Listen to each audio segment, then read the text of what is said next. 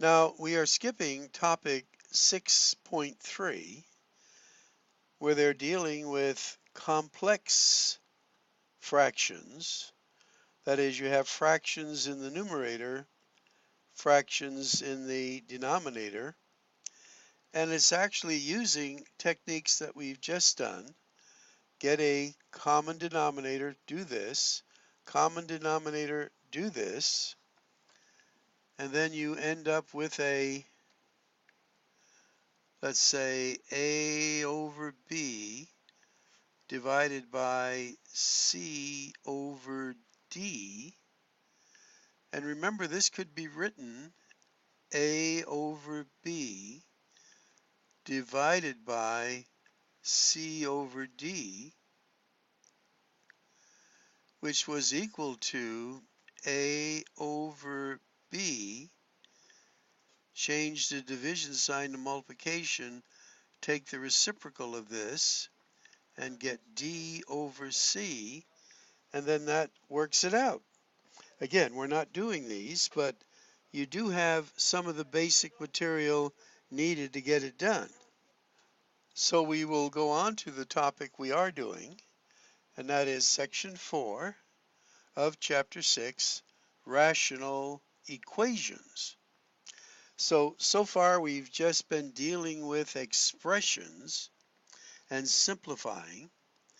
Now we're going to deal with equations where we solve for a variable. And these are rational equations. Now, again, the technique that we're going to use is something we did way back in the beginning of Math 100. That is, we want to get rid of the fractions by multiplying every term by the common denominator. And that's the technique I will be showing you as we go on. And there's the summary of the steps we would use. Keeping in mind if it's quadratic, we're going to use the principle of zero product. And often, if you're doing the practice, you're going to check your work by putting it in the math lab, which is a good deal. So let's start off easy. And even though they're showing us some of this, I will write it out for you. So it's 2 over 3x plus 1 over x equals 10. Now, the technique is we want to get rid of the fractions. So what would be my least common denominator here? Well, this one's easy. It's going to be 3x. So you multiply each term by 3x. Now notice here they just cancel out nicely, and we're left with a 2. Here the x's cancel out, and we're left with a 3.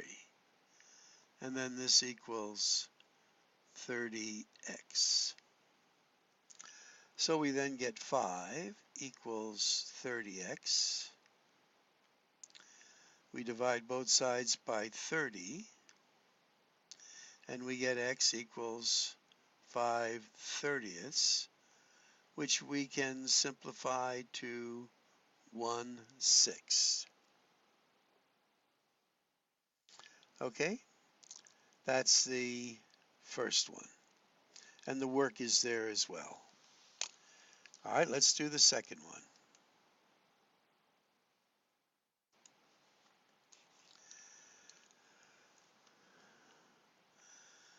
So I've written it out.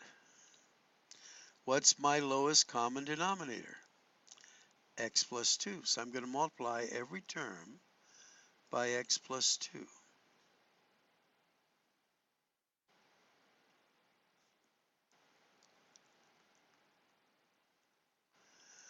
So here nothing cancels out, so I get x plus 2 plus, here these cancel out, 3x equals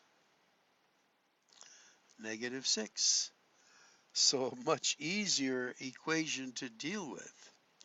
So I group like terms, and I get 4x plus 2 equals a negative 6. 4x equals, transpose that, get a negative 8, divide both sides by 4, x equals negative 2. They give us a real tricky one here.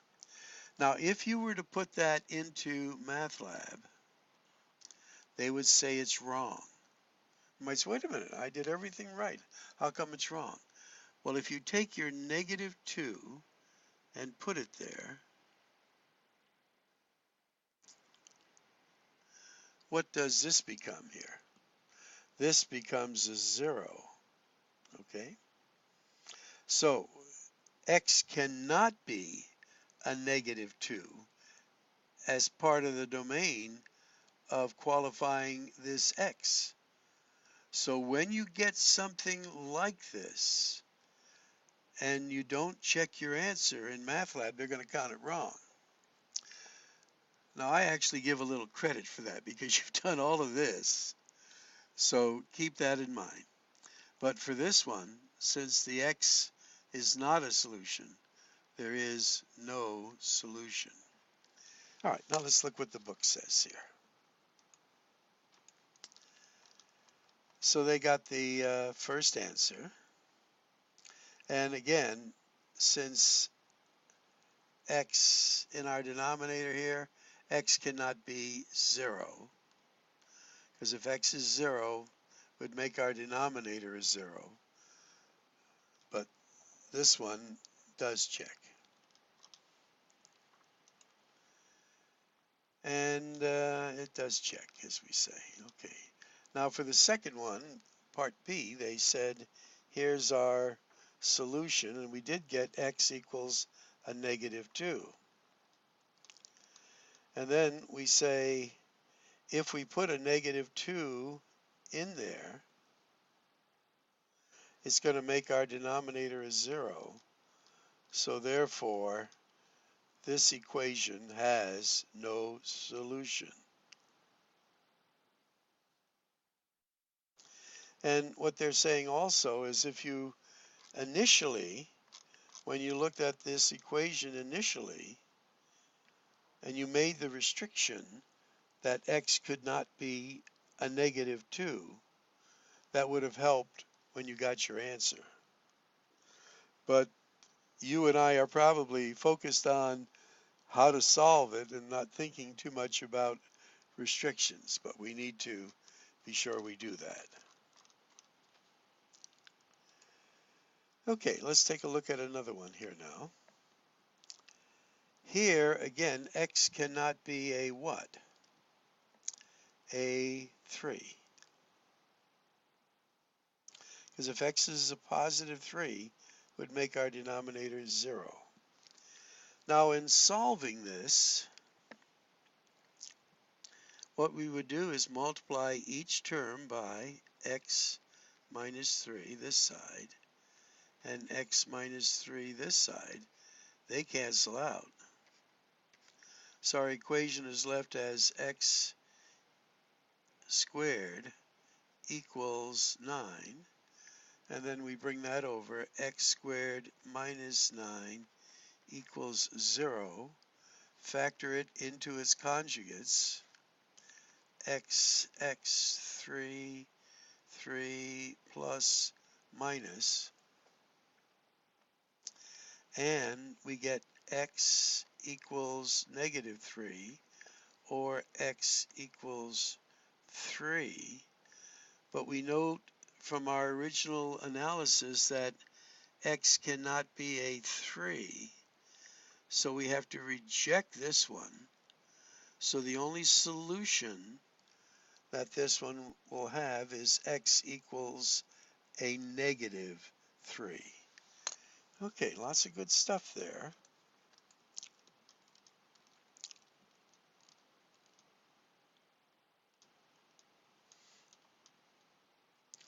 And again, they're saying the positive 3 is not acceptable.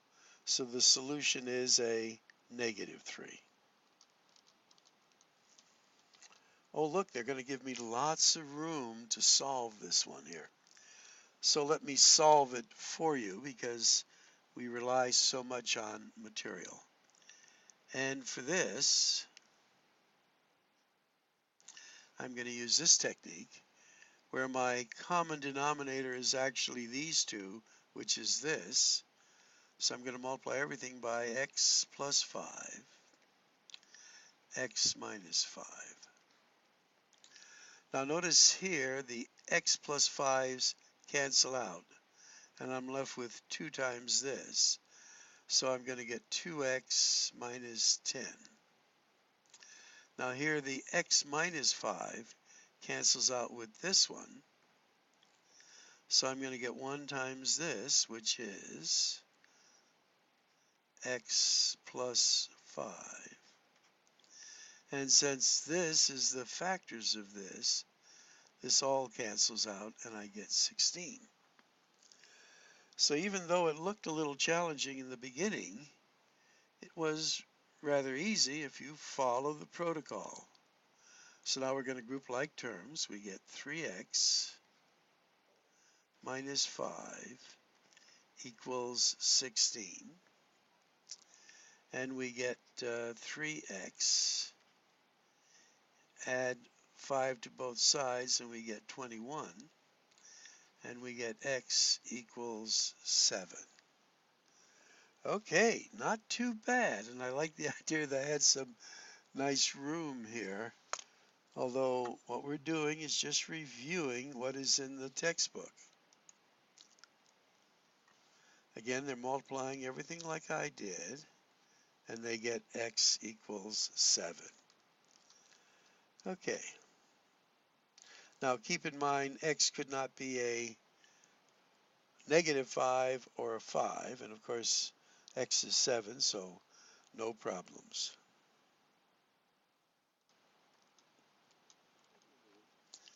All right, for example 4, let's write it over here, and we get a plus 6 over a equals 5. They've set it up in function notation, but basically that's what it becomes.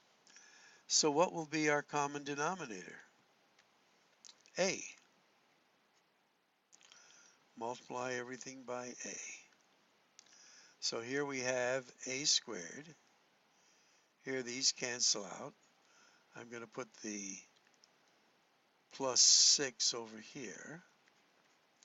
And this becomes 5a that I'm going to transpose to this side and get a negative 5a. So I just eliminated one step there. So a squared, a's cancel out, I got the 6.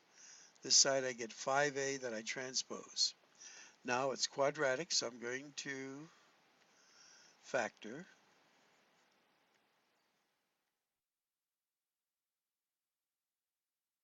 And I get a is equal to 2 or a is equal to 3. And if we put that into our equations, they both work. So let's take a look at it here. And there it is. So the solutions are 2 and 3.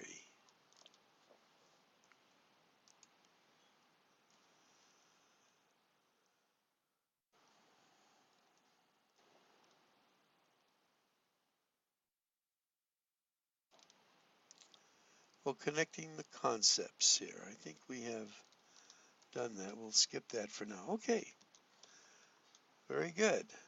That was actually a little bit short. So let's just look a little bit at some of these examples.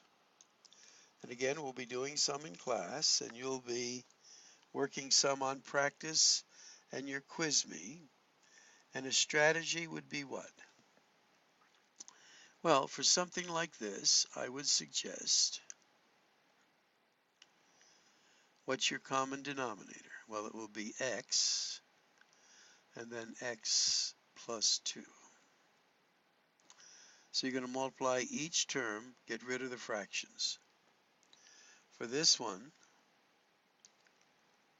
since this is the difference of perfect squares, it'll be t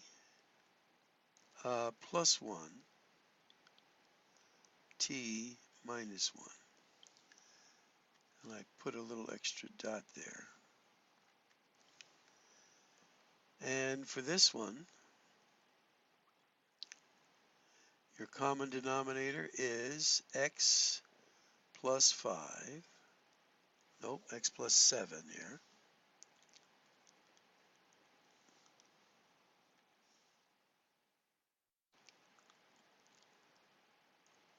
And then there's your 5x.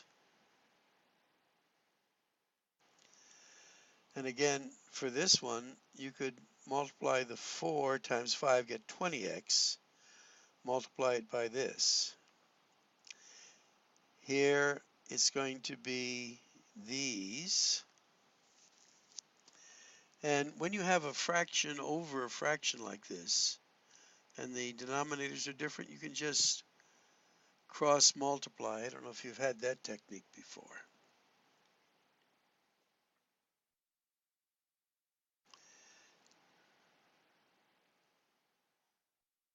Oh, I see. Here they're, I'm jumping ahead here a little bit.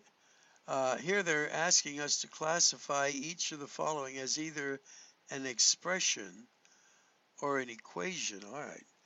So again, this wasn't really an equation. There was nothing out here. So with an equal sign, it's an equation. Without the equal sign, it's an expression.